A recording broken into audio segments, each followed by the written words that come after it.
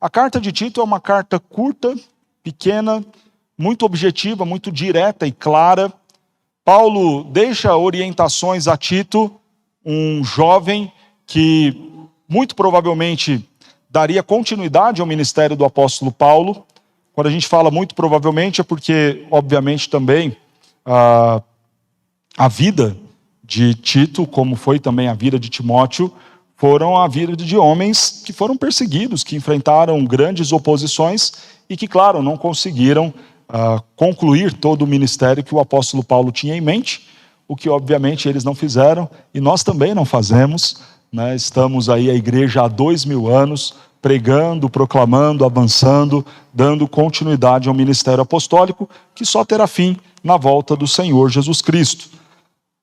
Mas nessas últimas orientações que Paulo deixa para este jovem amigo e pastor, Paulo será muito objetivo em deixar lições muito úteis para que Tito fosse um bom pastor e, ao mesmo tempo, também orientações para a igreja de Creta, onde Tito estava, e essas orientações ligadas a questões éticas, ligadas à questão do dia a dia da vida desses crentes, nos serão preciosas para o nosso ano de 2022. Nós começamos então um novo ano e talvez muitas coisas em sua vida estejam bagunçadas, talvez muitas coisas estejam fora do lugar. E nós, ao lermos este texto da carta de Tito, somos muito edificados, porque seremos exortados pelo Senhor a acertar muitas áreas de nossas vidas. Seremos exortados pelo Senhor a refletir sobre o nosso comportamento, sobre a nossa postura dentro da igreja, fora da igreja.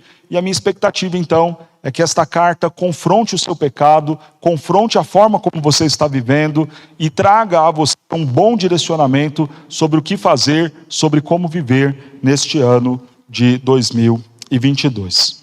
Quando nós falamos, então, da carta de Tito, esta carta foi escrita no intervalo entre a primeira e a segunda prisão que Paulo esteve em Roma, aproximadamente o ano de número 65, Paulo escreve já dando orientações finais a Tito.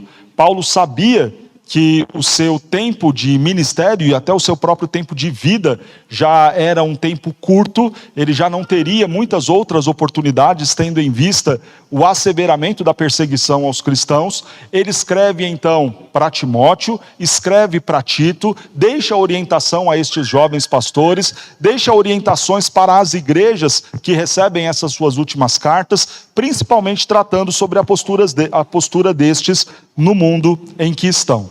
Mas quem foi Tito? Tito foi um grego, filho de pais gentios, diferentemente de Timóteo. Timóteo tinha os seus pais judeus. Tito não, Tito ele era um grego, com pais gregos, vindo de uma cultura, de um mundo pagão, não teve os hábitos, os costumes do povo hebreu, de um judeu, não cresceu numa sinagoga, não cresceu olhando e atentando às leis do Antigo Testamento. Não, ele era um gentio, ele era alguém fora da aliança, fora desta relação de Deus com o povo e os descendentes de Abraão. Tito então era um estranho ao cristianismo e um estranho ao povo de Deus. Muito provavelmente foi convertido logo na primeira viagem missionária de Paulo. Quando Paulo então sai de Antioquia em direção a Jerusalém, muito provavelmente foi neste momento em que ele encontra Tito, prega a palavra para este jovem gentil, que se converte e então passa a seguir e acompanhar o apóstolo Paulo. Uma característica muito interessante de Tito: ele era um jovem de muita força, de muita convicção e de boa liderança. Se você observar os escritos, tanto do livro de Atos, como também das cartas escritas à igreja dos Coríntios, você vai ver que nas viagens missionárias, Paulo enfrentou uma série de dificuldades e problemas, e em especial na igreja de Corinto, onde reinava ali a imoralidade e diversos problemas e desvios teológicos daquela igreja. Foi para lá que Paulo envia Tito. Tito será o portador da primeira e da segunda carta que Paulo escreve aos Coríntios, e será não apenas o portador levando essas duas cartas, como também será o responsável por aplicar a disciplina na igreja.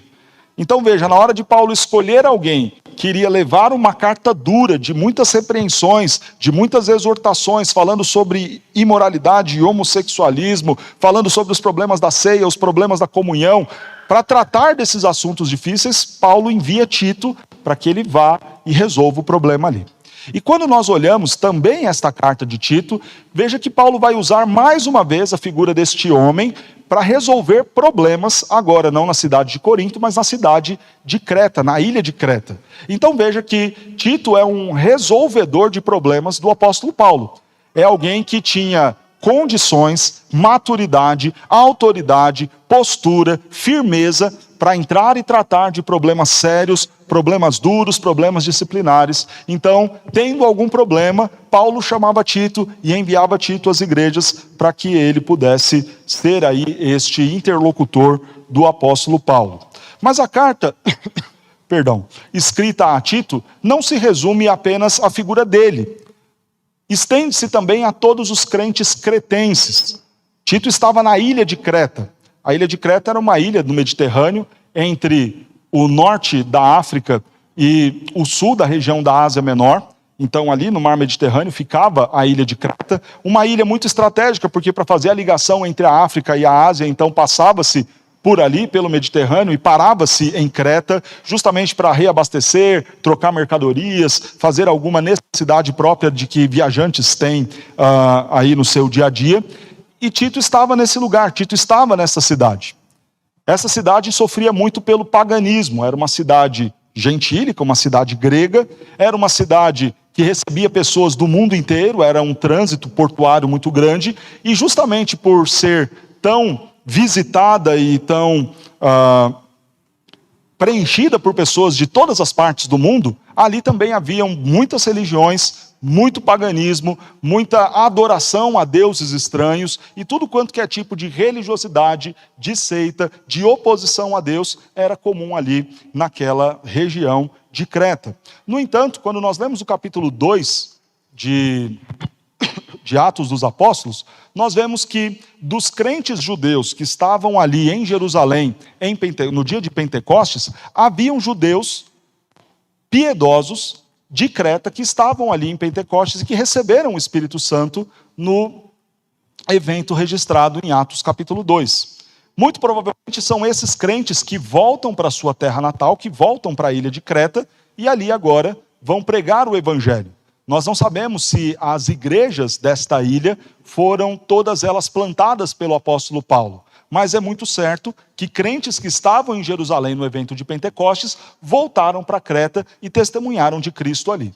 Agora imagine a dificuldade desses crentes amarem a Deus, serem fiéis ao Senhor, estando em um lugar onde a oposição a Deus era gigantesca, onde as informações de outros deuses, de outras religiosidades, estavam sempre ali atingindo, afetando, bombardeando a igreja. Esse era o contexto dos crentes que estavam em Creta. Paulo escreve então, tanto para Tito, quanto para a igreja de Creta. E quais são os assuntos que Paulo vai trazer nesta carta? Primeiro, Paulo faz uma apresentação do capítulo 1, do verso 1 até o verso 4, que é o texto que nós veremos hoje. Depois ele vai falar sobre os cuidados que Tito deveria ter em relação à igreja. Primeiramente, constituindo ali presbíteros, resolvendo questões administrativas, e depois tratando dos falsos ensinos. Como eu acabei de dizer, uma cidade extremamente pagã, muitos falsos ensinos, muitos falsos mestres, e Paulo dá esta orientação para Tito. Tito, põe em ordem as coisas em Creta. Escolha os presbíteros, os líderes da igreja, tire da igreja os falsos mestres, os falsos ensinos. E a partir do capítulo 2, Paulo passa a dizer para Tito uma série de orientações para todos os crentes daquela igreja de Creta. Primeiro, então, ele fala aos homens, capítulo 2, do verso 1 até o verso 2. Depois ele fala para as mulheres, no capítulo 2 ainda, versos 3 a 5. Depois ele escreve aos jovens, no capítulo 2, do verso 6 ao 8, e depois aqueles que serviam aos seus senhores, no capítulo 2, do verso 9 ao verso 10. Essas classes que foram apontadas aqui no capítulo 2, os homens, as mulheres, os jovens, os servos, em todas essas palavras, Paulo vai dar orientações de como eles deveriam viver. Tito, você está numa cidade de um povo pagão, de um povo que não é temente a Deus. Eu estou escrevendo para que você coloque em ordem as coisas, comece colocando em ordem as coisas na igreja, comece colocando em ordem as coisas na liderança, e depois eu deixo aqui informações para os homens, a forma como estes homens devem viver, para as mulheres, a maneira como elas devem viver, para os jovens, como eles devem se portar no mundo, para os servos, como eles devem proceder no mundo. E por fim, Paulo encerra esta carta no capítulo 3, no 7º assunto que veremos aqui, no 7º sermão que veremos, falando sobre como nós podemos viver em ordem em um mundo todo desordenado, com líderes e autoridades que não temem ao Senhor. Cada uma dessas falas que nós temos aqui, nesta carta de Paulo a Tito, serão temas dos nossos sermões. E falando sobre esta ideia de colocar a vida em ordem, nós começaremos hoje falando sobre colocar em ordem a forma como nós nos enxergamos, entendendo a nossa identidade em Cristo Jesus. Na semana que vem nós falaremos sobre a necessidade de procurar uma igreja séria, para que isso te auxilie a colocar a sua vida em ordem. Você precisa entender quem você é em Cristo e você precisa de uma igreja séria para te ajudar. Depois nós falaremos como devem viver os homens para colocar a vida deles em ordem. Depois falaremos como as mulheres devem viver para colocar a vida delas em ordem. Depois falaremos como os jovens e então os servos, como estes devem viver para colocar a sua vida em ordem. E por fim, como viver entre os desordenados. Feita esta introdução, esta rápida e breve visão panorâmica da carta de Paulo a Tito, eu convido você a abrir esta carta no capítulo 1, nós faremos a leitura do verso 1 ao verso 4.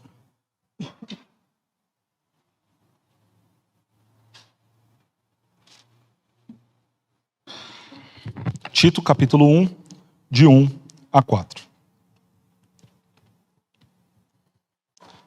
Paulo, servo de Deus e apóstolo de Jesus Cristo, para promover a fé que é dos eleitos de Deus e o pleno conhecimento da verdade segundo a piedade, na esperança da vida eterna, que o Deus que não pode mentir prometeu antes dos tempos eternos. E em tempos devidos manifestou a sua palavra mediante a pregação que me foi confiada por mandato de Deus, nosso Salvador. A Tito, verdadeiro filho, segundo a fé comum, graça e paz da parte de Deus Pai e de Cristo Jesus, o nosso Salvador. Oremos. Senhor, estamos diante da Tua palavra, diante do desafio de expor esta carta, de trazer aquilo que o Senhor ensina para a sua igreja nesta epístola, e pedimos a Ti, ó Deus, no início desta nova série, desta nova jornada que trilharemos, que seja um tempo oportuno para a Tua igreja, que sirva para a edificação dos seus, para crescimento dos seus. Ó Deus, e desde já pedimos que o Senhor coloque em ordem as nossas vidas. Talvez muitas coisas estejam fora do lugar. Talvez muito, ó Deus, esteja perdido no nosso dia a dia e precisa ser, mais uma vez, colocado nos trilhos para glorificarmos a Ti, para vivermos melhor. E o nosso pedido em nome de Jesus é que isto aconteça e que a Sua palavra, ó Deus, fale profundamente aos corações para que isto então seja possível durante todo o tempo em que expormos a carta de Tito. Hoje em especial, que falaremos da nossa identidade em Cristo Jesus, que sejamos edificados, que entendamos e tenhamos a medida certa de quem nós somos, para assim, ó Deus, vivermos melhor, para assim corrigirmos em nós aquilo que precisa ser corrigido e sermos estimulados a seguir firmes, fazendo aquilo que Te agrada, tendo a vida que glorifica a Ti. Fala aos nossos corações, Senhor. É o que nós pedimos, em nome de Jesus. Amém. Quem é você? Se alguém te fizesse essa pergunta e você fosse descrever e falar a seu respeito, o que você diria? É comum nós termos esta responsabilidade ou esta missão de dar esta resposta quando a gente faz uma entrevista de emprego. Então você está lá e a pessoa pergunta para você, fale aí um pouco sobre quem você é, conta um pouco a sua história, diga para mim os seus pontos positivos, os seus pontos fracos, aonde você se destaca, quais são as suas principais características. É comum nós respondermos a estas perguntas quando a gente está procurando emprego e afim de uma vaga de trabalho. Mas e se Deus fizesse essa pergunta para você? Quem é você? O que você responderia a Ele? E se alguém mais importante fizesse essa pergunta para você, se o seu filho olhasse para você e falasse, pai, quem é você? Ou mãe, quem é você? O que você responderia? Quem nós somos? E como ter esta resposta? Será que nós podemos acertar na avaliação que fazemos sobre nós mesmos? Será que é possível nós termos uma visão correta, precisa, e dizer com muita clareza e certeza e assertividade quem de fato nós somos? A proposta do sermão desta noite, quando a gente pensa em começar a falar de uma vida em ordem, é justamente corrigir a visão que talvez nós tenhamos a nosso respeito. Não dá para eu colocar o mundo ao meu redor em ordem se eu não estiver ordenado comigo mesmo. Não dá para eu imaginar as coisas em ordem, a vida profissional em ordem, o meu casamento em ordem, se eu não estou em ordem, se eu não sei quem eu sou, se eu não me entendo da forma como Deus me entende e me vê. Por isso, vamos começar a colocar a nossa vida em ordem, justamente falando sobre quem nós somos. Em especial, para os cristãos que aqui estão, sobre quem nós somos em Cristo Jesus. Porque há uma realidade muito diferente de quem você é antes de Cristo Jesus para quem você é depois de Cristo Jesus. Quando nós pensamos numa vida sem Cristo, e se você está aqui e não é crente, eu quero falar quem você é. Efésios capítulo 2 diz que você está morto em seus delitos e pecados.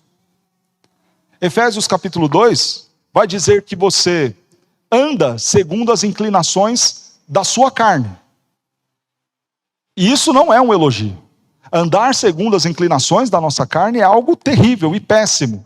Porque a Bíblia fala acerca desta carne, deste coração, que ele é corrupto, que ele é desesperadamente abrupto em relação ao mal e a fazer tudo aquilo que desagrada a Deus.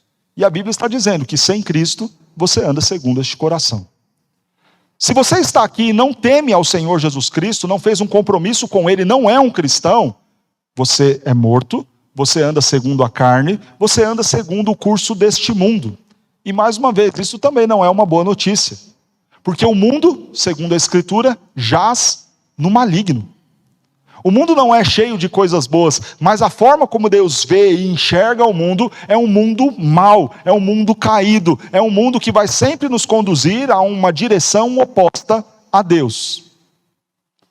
Se você está aqui e não é um cristão, não tem um compromisso com o Senhor Jesus, você está morto, você anda segundo a sua carne, você anda segundo o mundo, mas o texto vai além e diz que você anda segundo a vontade de Satanás, do diabo. Não anda de acordo com a vontade de Deus, mas de acordo com a vontade do pai da mentira, daquele que se opõe ao Senhor.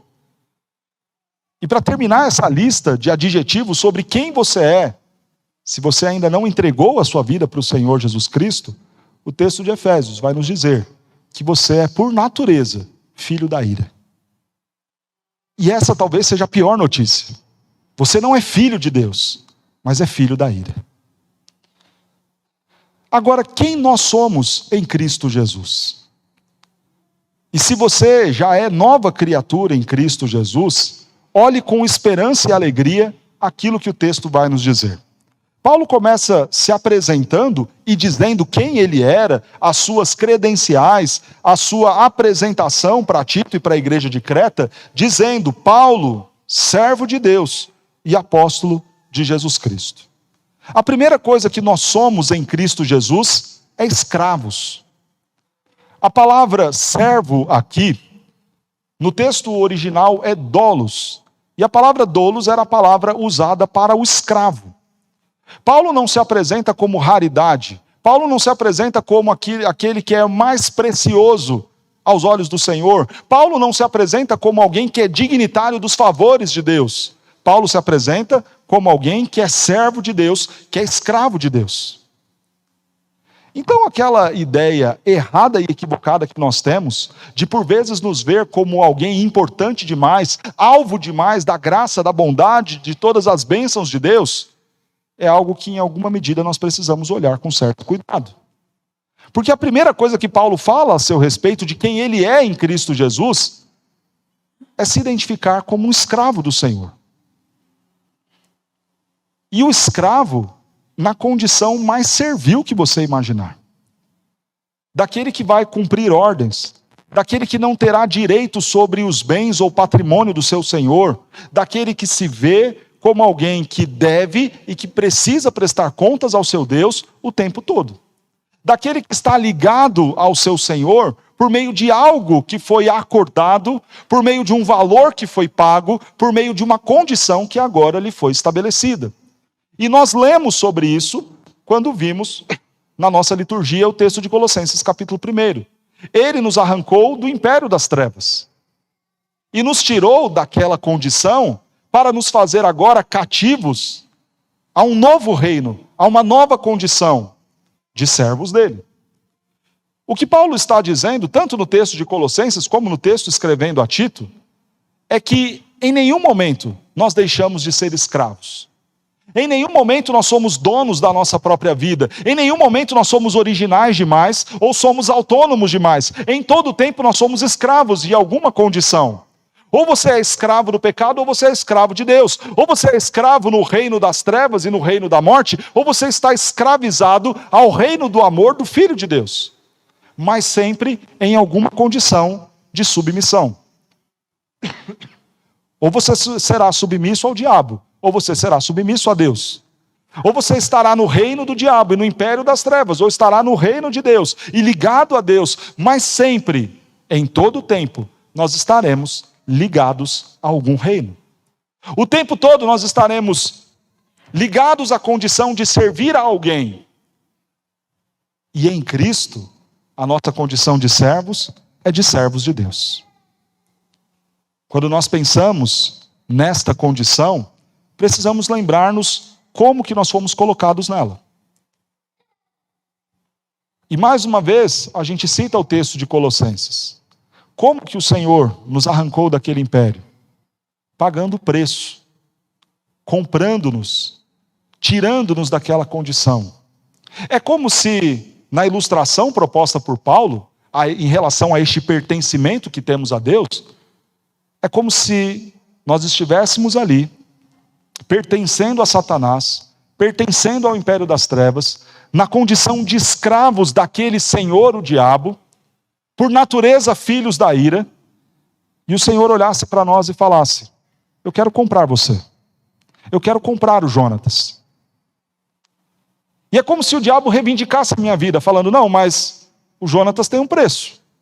Ele está aqui no meu império porque ele cometeu diversos erros. E ele só sai daqui se a dívida que ele contraiu for paga. E, irmãos, a minha dívida era altíssima, era gigantesca, tal qual também a sua era.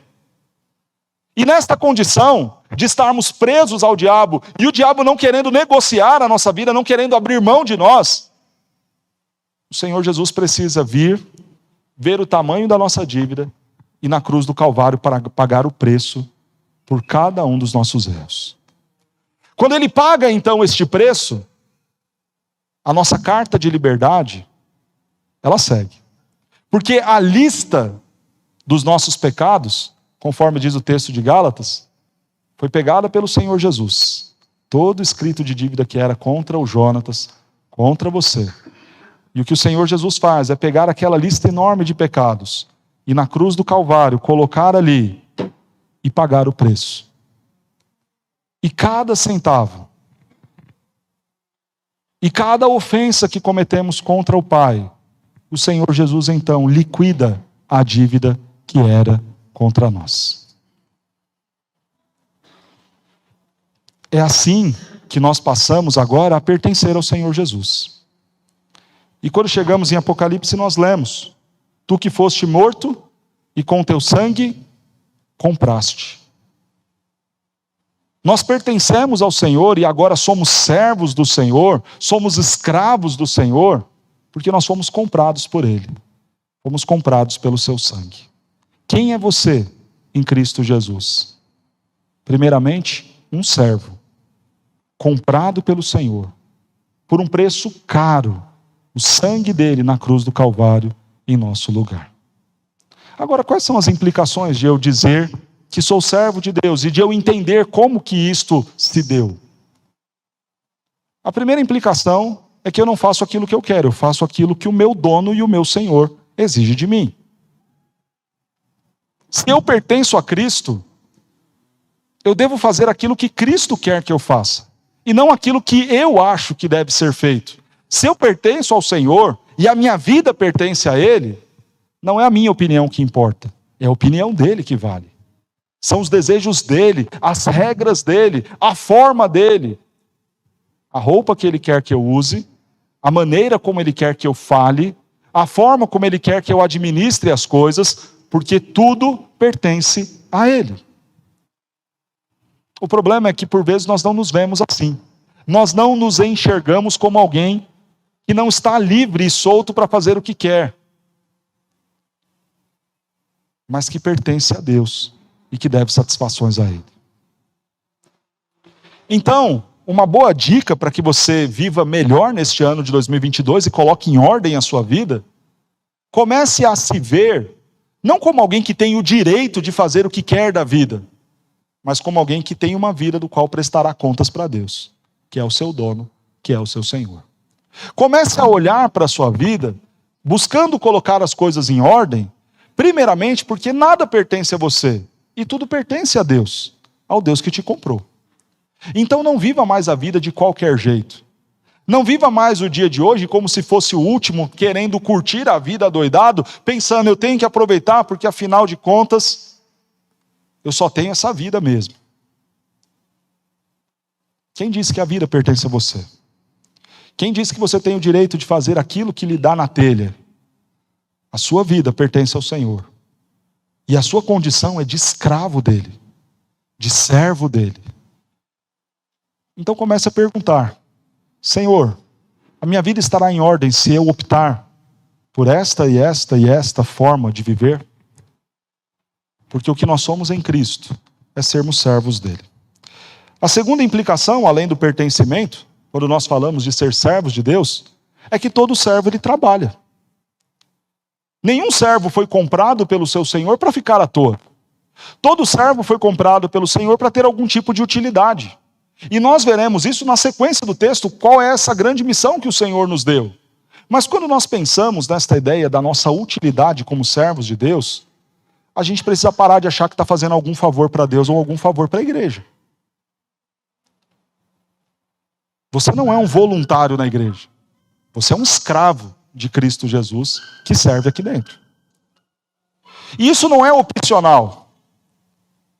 Isso é uma exigência daqueles que foram feitos servos de Deus. E eu quero ilustrar isso de uma forma muito simples, que nós vivemos ontem aqui na reunião da Junta Diaconal. Os diáconos estavam aqui reunidos. E nós estávamos falando sobre a dificuldade que todo mundo tem. Filho, a esposa, a correria, o trabalho. Então, num determinado momento, eu falei, irmãos, olha, a gente tem as escalas aí para ficar uma coisa mais fácil para todo mundo. Que a gente sabe que é difícil, é complicado, é correria, mas a igreja precisa e nós precisamos trabalhar. E em um determinado momento eu falei assim, irmãos, e mesmo que a gente não esteja aqui como escravos, a gente ainda assim tem que se empenhar para fazer o melhor. Mas daí eu parei e corrigi, porque obviamente eu já tinha feito o sermão. Eu falei, gente, deixa eu corrigir.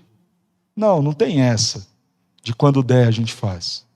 A gente vai fazer e vai fazer da melhor forma, porque na verdade a gente é escravo aqui mesmo. Essa é a nossa condição.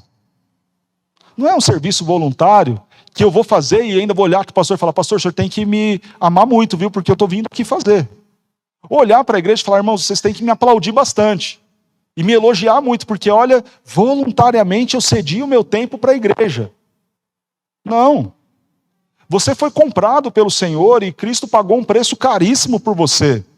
Então sirva, não achando que está fazendo muito, não achando que está fazendo um favor para os seus irmãos em Cristo, ou achando que está fazendo um favor para a igreja presbiteriana dos IPs, ou para a igreja da onde você congrega. Não, você não está fazendo nenhum favor para Deus. Você não faz nada mais do que a sua obrigação, porque você é servo de Deus, escravo de Deus, comprado para um propósito. Então sirva a Deus neste propósito. Não espere elogios. Você é escravo e como escravo está servindo a Deus. E é muito duro falar disso. Porque o mundo nos ensina a trabalhar desde que a gente receba. E aí, se você pensa num trabalho voluntário, não assalariado, qualquer bom gestor ou administrador diria: não, você está errado, você tem que motivar a sua equipe. Você tem que falar que eles são importantes demais, que eles são preciosos demais. Ô, meu irmão, que bom que você está aqui ajudando com a gente, que bom que você está cooperando. Somos uma grande equipe, uma grande força-tarefa, porque unidos nós faremos o melhor. E que bom que você está aqui nos ajudando. Muito obrigado. Eu quero presentear você, porque você tem sido muito bondoso, muito generoso, cedendo o seu tempo para servir a igreja de Cristo. Não. Não é assim. Se você se vê especial demais para servir a Deus, se você se vê numa condição que precisa ser muito elogiado para fazer algo para a glória de Deus, se você achou até esse momento que o que você faz para Deus é algo muito digno de louvor por parte da liderança da sua igreja, que você deve ser muito elogiado, muito reconhecido, e que as pessoas devem se levantar e aplaudir, parabéns, como você trabalha, você não entendeu o que é ser servo de Deus. Ninguém que está aqui no louvor está fazendo um favor para Deus, ou um favor para a igreja. Ninguém que está aqui na diaconia, vindo, abrindo, limpando a igreja, está fazendo um favor para a igreja, ou para Deus, ou para o pastor. Eu não estou fazendo um favor. Cada um de nós somos chamados para cumprir a nossa obrigação, como servos de Deus. O próprio apóstolo Paulo fala disso. Eu prego a vocês, porque sobre mim pesa esta obrigação. Veja a forma como o apóstolo Paulo olha para o seu trabalho. Sobre mim pesa esta obrigação. Não significa dizer que ele só faria aquilo por ser obrigado a fazer. Não significa dizer que você, ao servir na igreja, não faça com amor, com alegria, com carinho, para servir o próximo. Mas tira da sua cabeça qualquer sentimento de vaidade, de mérito, de graça demais diante de Deus, porque você esteja fazendo alguma coisa para Ele. Você é servo, você é escravo, e eu assim também sou.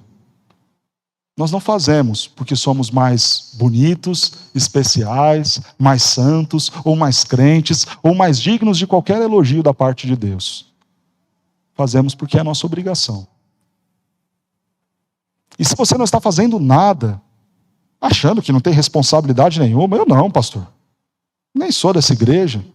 Meu negócio é vir aqui, eu quero ouvir a palavra e pronto, e vou embora. Não ganho nada para fazer nada aqui por essa igreja.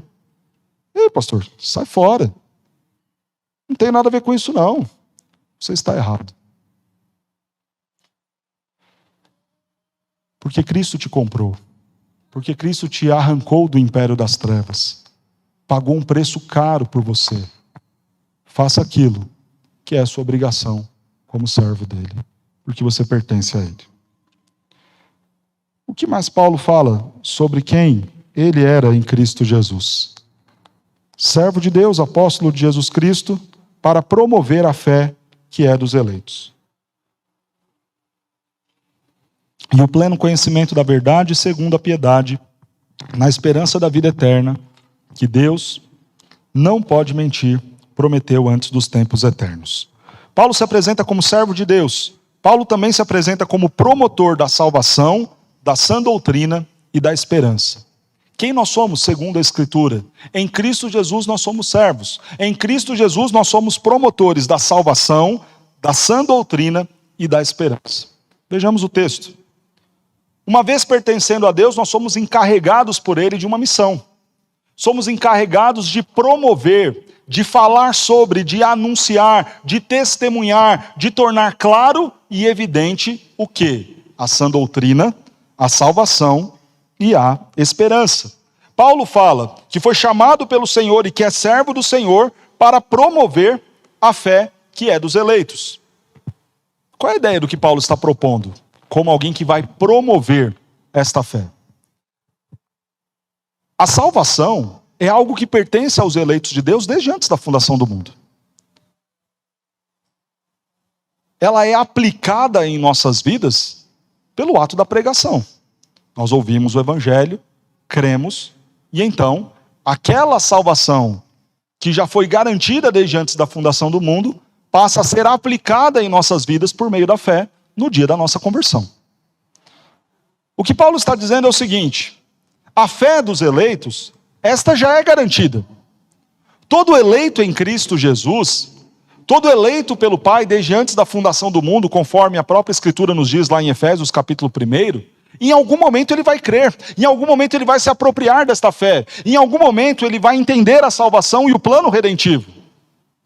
O que compete a nós, como servos de Deus? Promover esta fé, falar desta fé, anunciar desta salvação aos eleitos. O que Paulo está dizendo é o seguinte: aqueles não crentes que estão lá fora, há entre eles os eleitos de Deus. A fé, a salvação pertence a eles, no que diz respeito ao fato de que Deus já os escolheu e que em algum momento Deus vai salvá-los. E o que compete a nós fazermos como servos de Deus? Tornarmos clara esta mensagem de salvação para estes, para que eles se apropriem daquilo que pertence a eles. O Senhor então prometeu e garantiu, antes da fundação do mundo, a salvação dos seus eleitos. E eles receberão esta fé no momento em que a palavra for pregada. O que compete a nós fazermos? Anunciar esta palavra, pregar esta palavra, promover esta fé que pertence aos eleitos. Dentro desta missão de servos de Deus, eu preciso ser um promotor da fé. Quem eu preciso ser em Cristo? Alguém que vai testemunhar de Cristo às pessoas, para que elas, aquelas que são salvas pelo Senhor, eleitas pelo Senhor, conheçam deste Cristo e creiam neste Cristo.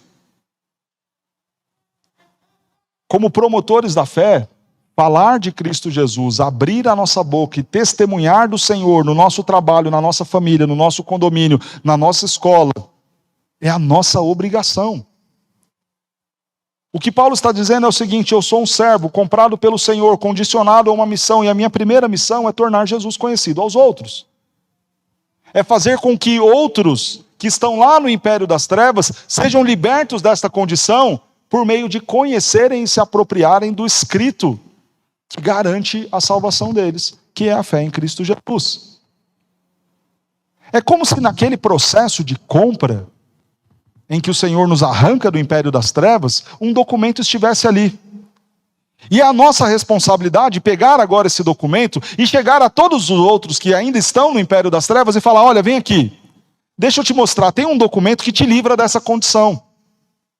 E neste documento fala o seguinte: que Cristo veio ao mundo para morrer na cruz e pagar o preço pelos seus pecados. E se você crer nesta salvação e nesta obra do Senhor, então você pode pegar uma cópia, uma parte desse documento, levar até lá no império das trevas e conseguir a sua liberdade. É como se você tivesse uma boa notícia, tivesse o conhecimento de uma lei que nenhum dos seus colegas de trabalho tem. E você agora, que foi beneficiado por essa lei, pegasse essa lei e fosse até então os seus colegas e falasse: olha, vem cá, deixa eu te mostrar. Você pode ter a sua realidade de vida mudada e transformada.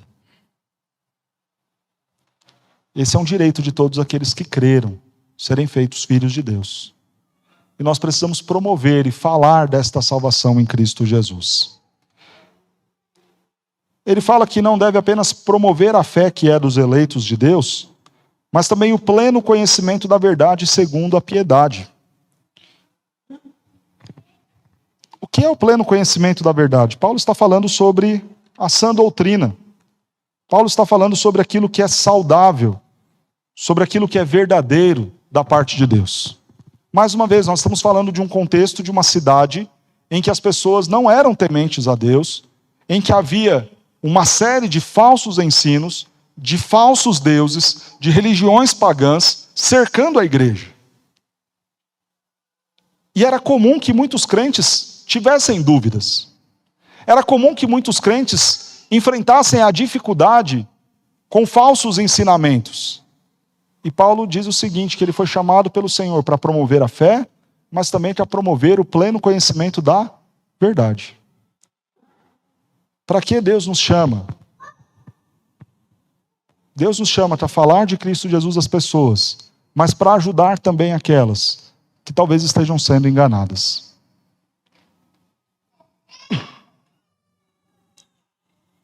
Um dos problemas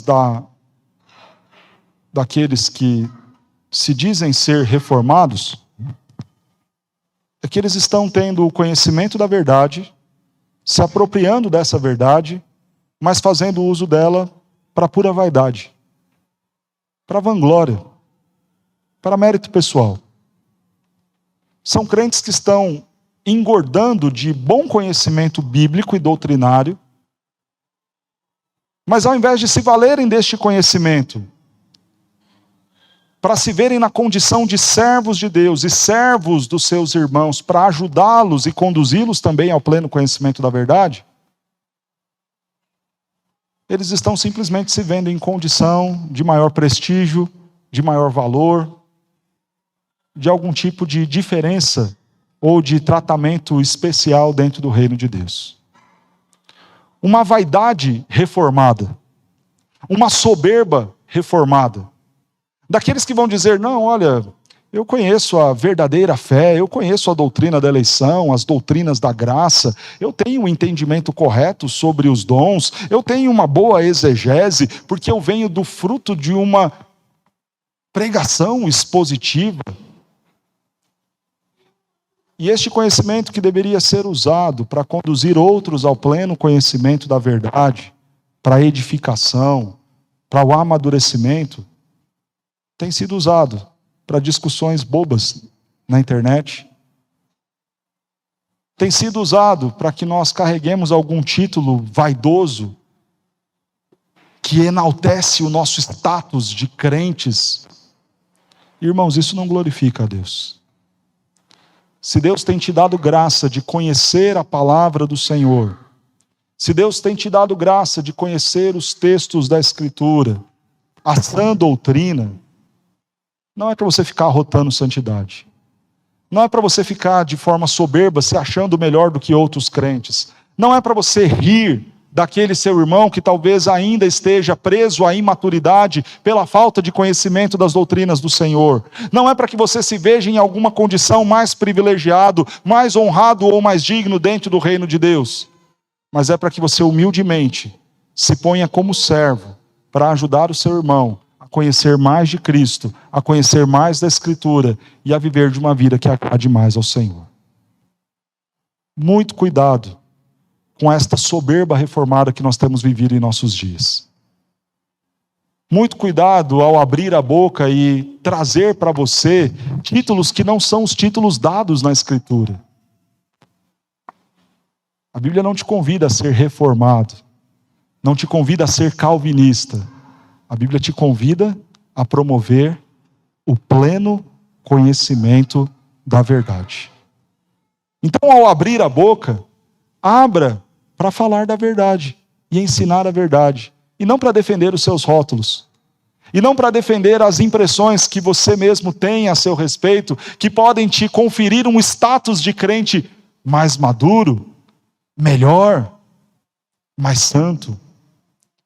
Mas abra a boca para ajudar outras pessoas a conhecerem essas verdades, que foram tão especiais e que trouxeram a você clareza, mais comunhão com Deus e mais santidade. Em outras palavras, não abra a boca para dizer que você ora mais, ou canta mais, ou lê mais a Bíblia, ou entende mais de Jesus. Abra a boca para ensinar outros a fazerem o mesmo. Abra a boca para mostrar na Escritura a melhor forma de viver, de conduzir o casamento, de conduzir a vida devocional. Seja mais humilde e mais pronto a dizer não aquilo que você é, mas aquilo que Cristo deseja que você seja e que o seu irmão também seja. Ninguém está interessado em quem você é e o que você faz. Ninguém está interessado em quantas vezes por dia você ora. Ninguém está interessado em quantos livros de Calvino você leu, ou o que você conhece sobre a teologia puritana, ou o que você sabe sobre as doutrinas da graça. Ninguém está interessado sobre aquilo que você é. As pessoas estão carentes e precisando muito entender aquilo que Cristo quer e deseja para elas.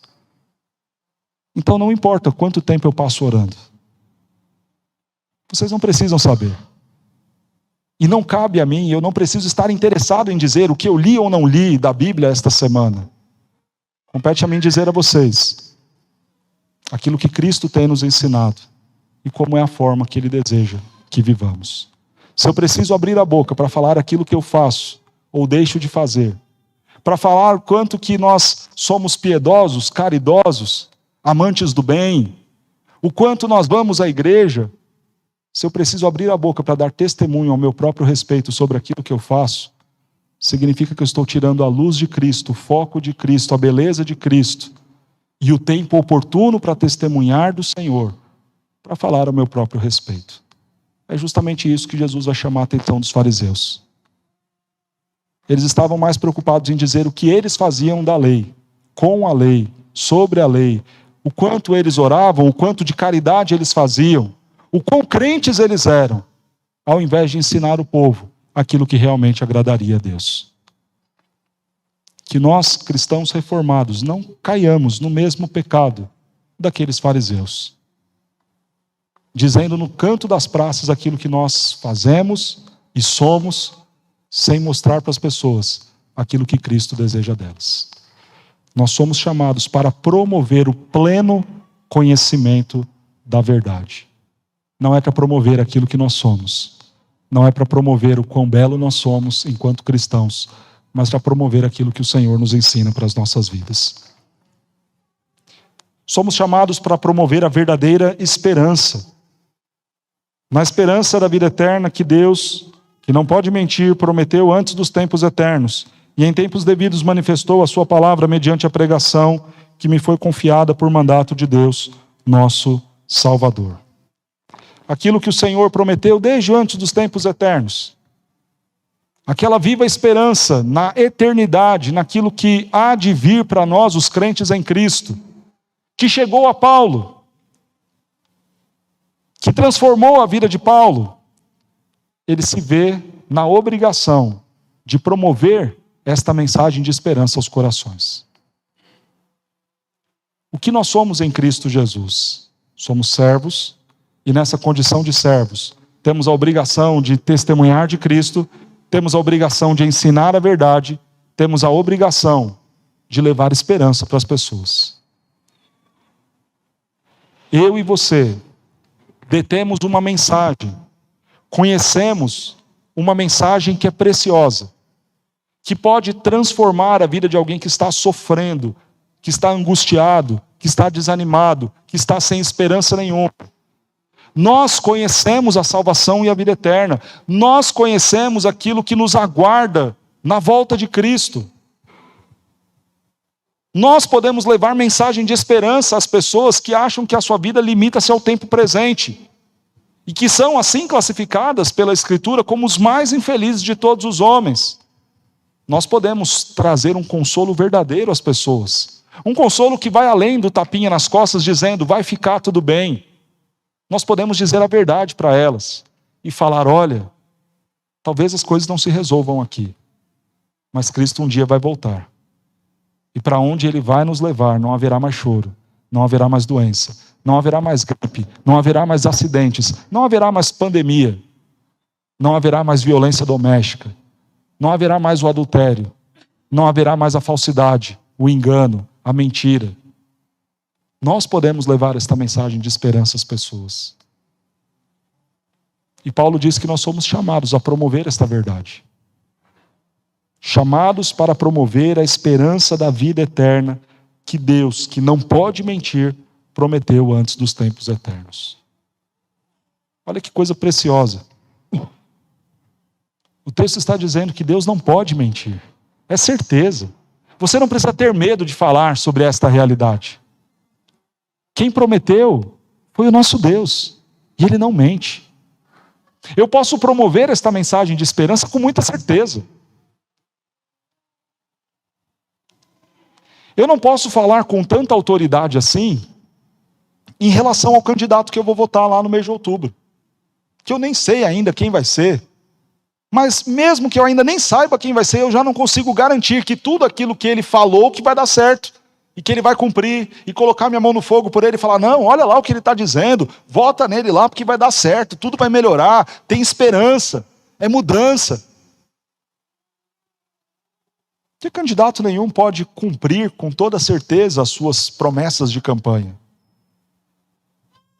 Esses mentem, e mentem muito. Mas aquele que nos fez a promessa é fiel e não pode mentir. E justamente confiado no Deus que me prometeu é que eu vou anunciar e falar desta esperança. E quando alguém me perguntar, mas você tem certeza disso? Sim, eu tenho certeza.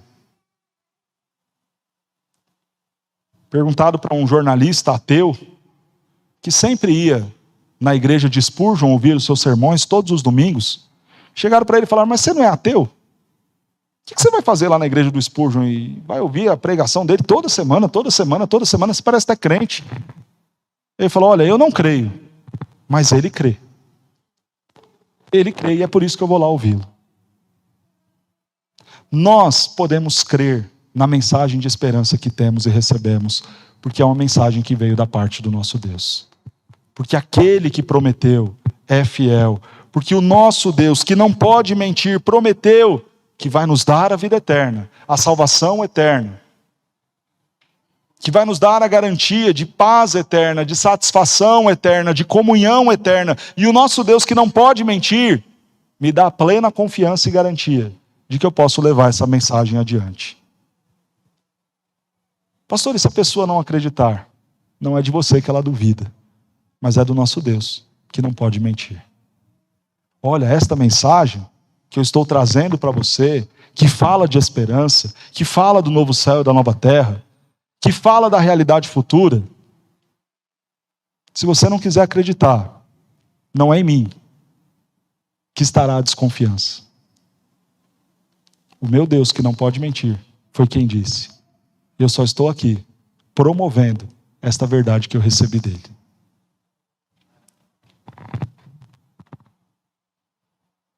Quem é você em Cristo Jesus? Nós somos servos de Deus. Nós somos aqueles que foram chamados pelo Senhor para promover a salvação, o pleno conhecimento da verdade, para promover a verdadeira esperança. Mas por fim, nós somos os filhos de Deus. A Tito, verdadeiro filho, segundo a fé comum, graça e paz da parte de Deus, o nosso Pai, e de Cristo Jesus, o nosso Salvador. Há uma beleza muito grande quando nós falamos que Cristo nos comprou. A beleza de que não apenas Ele pagou todo o escrito de dívida que era contra mim e contra você. A beleza também de que quando nós cremos neste Cristo, nós estamos por obrigação e pela justiça condicionados a sermos servos, mas pela graça convidados a sermos os seus filhos, os filhos de Deus. Quando eu olho então para a minha obrigação, para aquilo que a lei me convida a ser, eu não posso me ver de outra forma que não servo.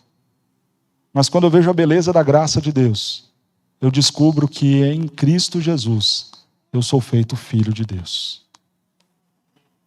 E Paulo termina esse trecho desta apresentação falando que tanto ele quanto Tito, pela graça comum, graça que ele, Paulo, tinha, fé que ele, Paulo, tinha e fé que Tito tinha, dava o direito dos dois serem chamados de filho de Deus. O texto de João, capítulo 1, verso 12, nos diz: a todos quanto receberam, deu-lhes o poder de serem feitos filhos de Deus, a saber, os que creram no nome de Cristo Jesus. Quem é você? Quem é você? Talvez a sua vida esteja uma grande bagunça, porque você se enxerga da forma errada. Se você se acha demais, a orientação da Escritura é: cada um pense de si o que convém. Talvez você se acha tanto que você acha que o seu esposo ou a sua esposa não é digno de ter um marido ou uma esposa tão boa quanto você. E aí você não se esforça para ser um cônjuge melhor. Porque a impressão que você tem ao seu respeito é de alguém muito boa. Talvez você seja um péssimo funcionário porque você acha que é o suficiente para aquela empresa que você está. E aí a sua vida profissional está sempre ruim porque você acha que não precisa aprender mais, estudar mais, conhecer mais. Você já se vê bom demais. Talvez o problema da sua vida, na forma como você se enxerga, esteja no fato de que você se acha tão bom ao ponto de não admitir que as pessoas errem com você. Que as pessoas até mesmo te distratem. Eu não admito isso, pastor. Então você vive sempre muito irritado, muito revoltado, chateado demais porque fizeram, porque falaram, porque te ofenderam, porque onde já se viu me tratar assim, porque talvez a forma como você esteja se vendo seja superestimada. Você é só um servo, um escravo. É assim que eu sou. Se um escravo não era bem tratado nem mesmo pelos seus donos, quanto mais pelos outros. A boa notícia é que o nosso dono nos trata bem, com dignidade, com respeito e com carinho. O que isso me ensina? Quando alguém me destratar, eu não devo ficar ofendido, magoado, triste demais, indignado, onde já se viu. Eu devo olhar e falar, faz parte. Eu sou escravo. É assim que se trata. Não há dignidade. Não há nenhum mérito. Não há nenhuma beleza. Eu não sou o dono. Eu não sou o patrão. Eu não sou o rei. Eu sou um escravo. Mas eu também não vou ficar pelos cantos chorando. Porque eu sei que o meu dono me trata bem, me trata com carinho e me trata com amor.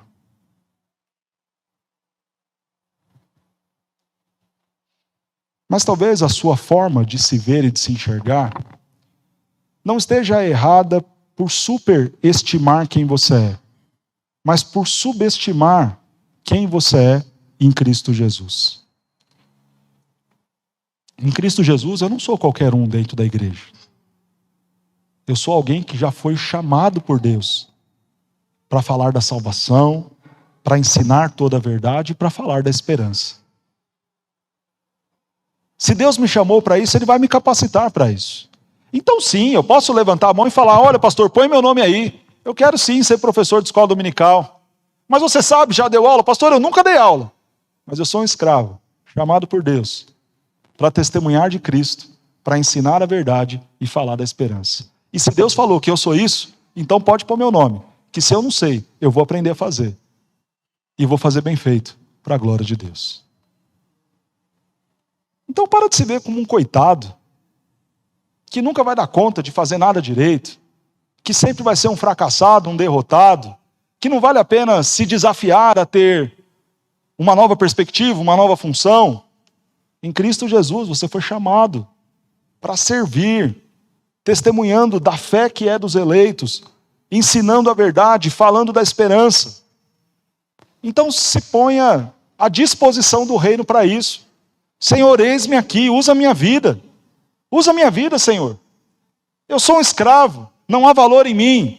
Mas se o Senhor me chamou para isso, e se a tua palavra está dizendo que eu sou isso, então usa a minha vida, desta forma e desta maneira, para a honra e glória do teu próprio nome.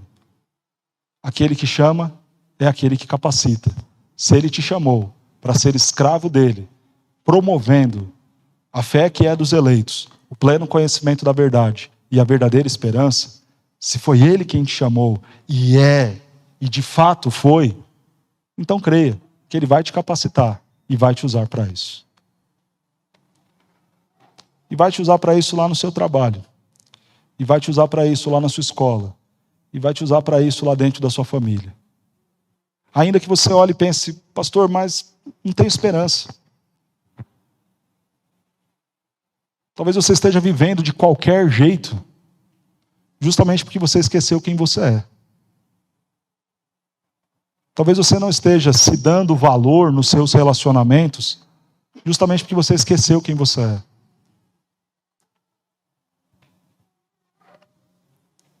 Você é um promotor da fé, da verdade e da esperança.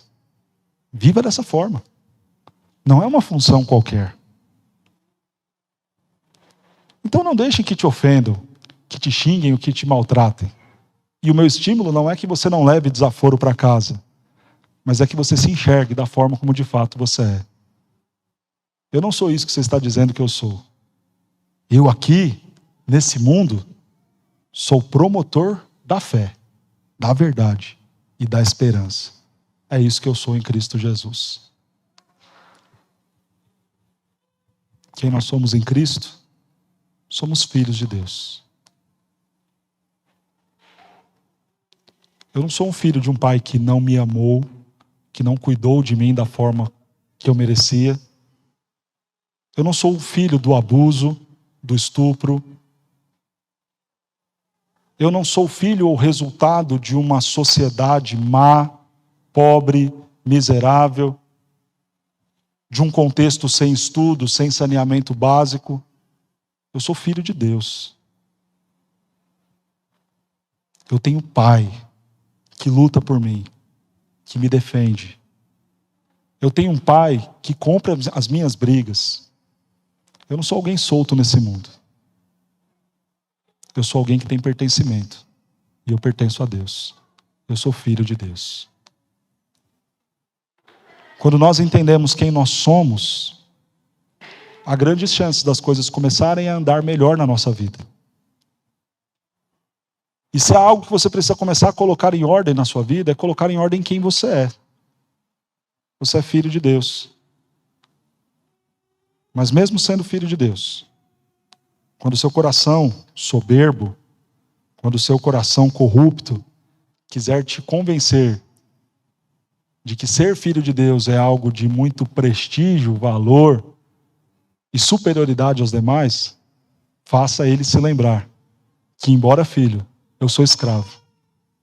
E que entender bem essas duas realidades e aplicar bem essas duas realidades na minha vida farão toda a diferença para que eu viva bem, para que eu me relacione bem com o próximo, para que eu me relacione bem com as coisas criadas, para que eu me relacione bem com o meu Deus.